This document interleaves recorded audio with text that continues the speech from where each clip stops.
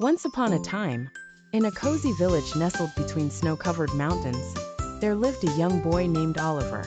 Oliver loved winter, because with it came the magical blanket of snow that turned his village into a wonderland. He would spend hours building snowmen, making snow angels, and sledding down the gentle slopes behind his house. One chilly afternoon, while Oliver was busy building the biggest snowman he'd ever imagined, he noticed something peculiar.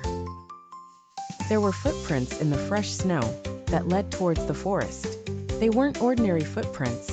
They were much larger than any he'd seen before. His curiosity got the better of him, and he decided to follow them.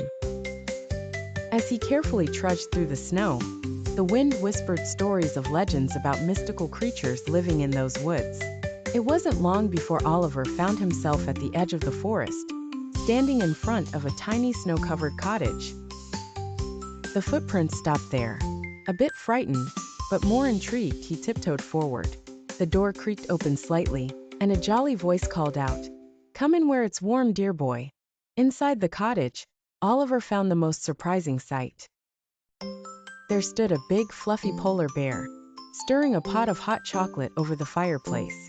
"Greetings," said the polar bear. "I'm Benji, the friendly polar bear." Oliver blinked in disbelief. "A talking polar bear," he exclaimed. But Benji was indeed real, and offered Oliver a cup of the richest, creamiest hot chocolate he had ever tasted. Oliver found that Benji was no ordinary polar bear.